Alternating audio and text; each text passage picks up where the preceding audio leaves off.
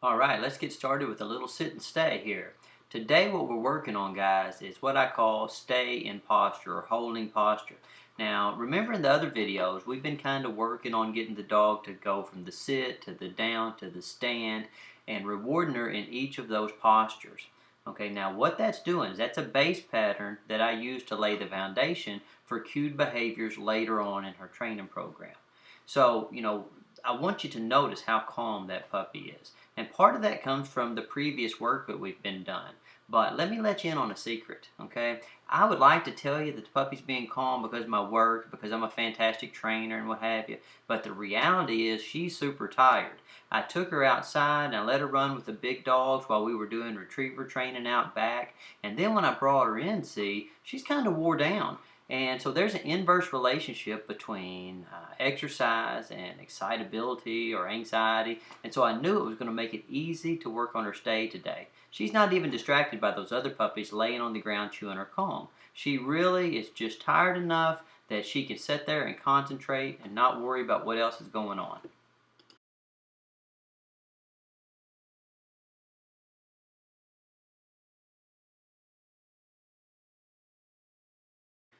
Now, all the pre-session exercise, it worked for me when I was working on sitting down, but it's working against me when I go to work on the stand. Because, the puppy's tired, so she wants to lay down. So I grabbed this little Amazon box off the shelf over there and I stuck it underneath her. It's just an empty cardboard box.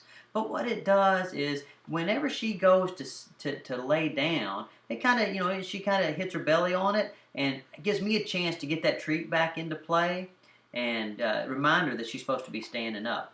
So listen, guys, whenever you run into a little bit of problem, just look around. You can usually find some prop or manipulate the environment in such a way that you can get that session back on track like you need it.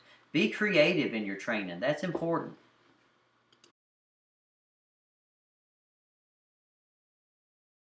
Sadie had a fantastic session inside, so I thought, well, hey, let's go ahead and go outside and do the same type of work, but in a more distracting environment.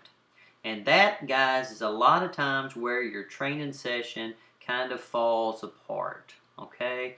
Now, I get this email every day. People email me and they say, Stonnie, my dog was doing great in my apartment. It was doing great in my living room. It was doing great in my garage. It was doing great at the training class. But when I went out in the park, when I went down to the lake, the puppy wouldn't listen to me. Well, guys, welcome to the world of dog training. What happens is when you go from one environment to another environment, the distraction level is different, and so you run into problems of relative motivation.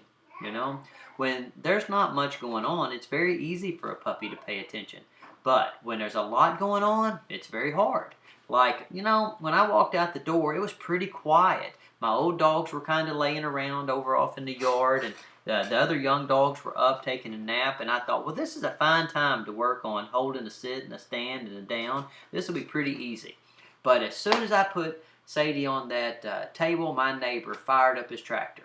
Well, when my neighbor fired up his tractors, all my dogs had to run over there and see what he was doing. Well, the funny thing is, I got this old ornery goat, and when the dogs went over to the gate, the goat started chasing them. Well, so they got over there and they barking at my neighbor, and I had to holler at him to come back. Well, the dogs come back. Now the goat's all fired up, so he comes back too, and he notices that I've left food bowls up on top of my air conditioner. So what does that old goat do? He runs right over there and jumps up on the air conditioner and starts knocking the food bowls around, and all this while I'm trying to work this puppy on sitting, standing down. And so the reality is that it's hard. Okay, so don't get upset if it's not going exactly like you want it to. You just get out there and you plug away at it. You do the best you can. And so what I'm doing here that you can't see on the camera frame is I'm just adding time and distance and distraction level. And the Lord seemed to add the distraction level for me today. But it's really, it's something you'll see through all my videos. When I go to move the puppy towards the long stays, all I do is every day I add a little bit more time between the treats. I add a little bit more distance as far as how I move away from the puppy. And I put them in gradually more distracting environments, or I do something more distracting. Like when I was inside and she was on that table and I would walk off frame, what I was doing is I was rattling some bowls around, or sometimes I would act like I was talking on the phone, or I would get in my little notebook. I'm just kind of doing that just a little bit, just real quick. I reach over and grab that bowl and come back with the treat. Pick my phone up, then come back with the treat. Turn the water on, come back with the treat. So, guys, all you're doing is trying to add a little time, a little distance, and a little bit of a distraction level, but don't get caught up on a schedule. Just do the best you can every day, and don't worry if it doesn't go perfectly. It might not have been clear what I was saying a minute ago about adding time and distance and distraction. So I turned the puppy around so you could see what I was talking about.